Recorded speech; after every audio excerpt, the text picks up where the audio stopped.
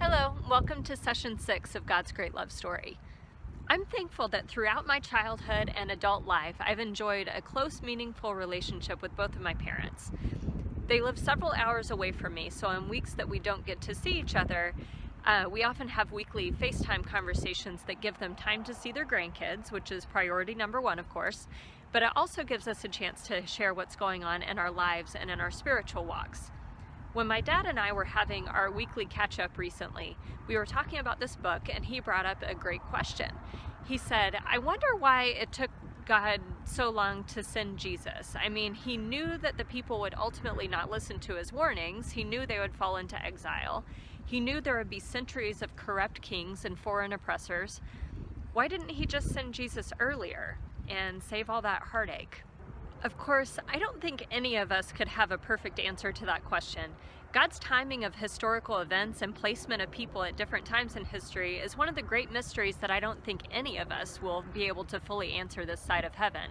But my dad's question got me to thinking, what are some of the things about that specific moment in history that perfectly set the stage for Jesus to show up? What are some things about the culture in the decades following his resurrection that set the stage for the early church to blossom and grow like it did? Why that time and that place? During Jesus' life, the Roman Empire had jurisdiction over the people of Israel.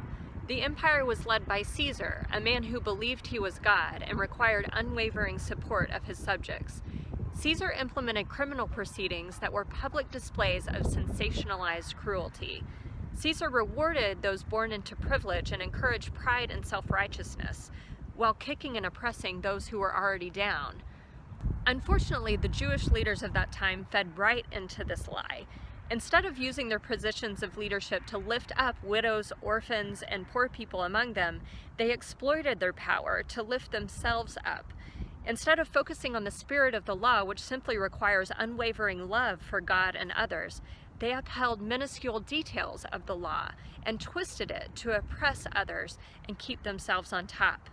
These were the people in charge of leading God's holy nation and upholding his law, and they were completely off base.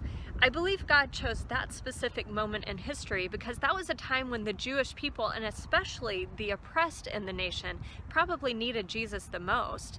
Jesus was someone who wanted to help the oppressed. He wanted to heal those who weren't being helped by the leaders, and he wanted to look the hypocritical, self-righteous leaders in the face and tell them just how wrong they were.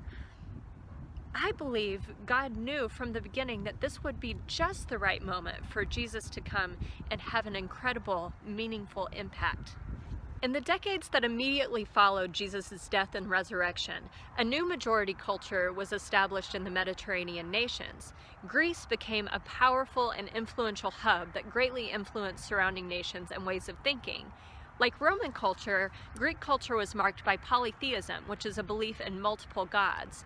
Maybe you're familiar with Greek and Roman mythology, in which it was believed that the created world and human experience was so rich and so complex that one god couldn't possibly be responsible for all of it.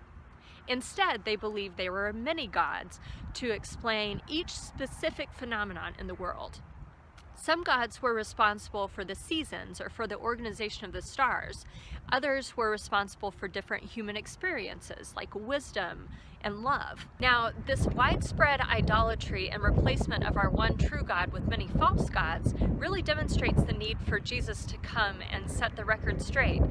However, the Greeks also had some profound strengths that I think really helped them be open to Jesus' message. The Greeks were known for their profound insights and wisdom related to the natural sciences, medicine, mental health care, philosophy, astronomy, mathematics.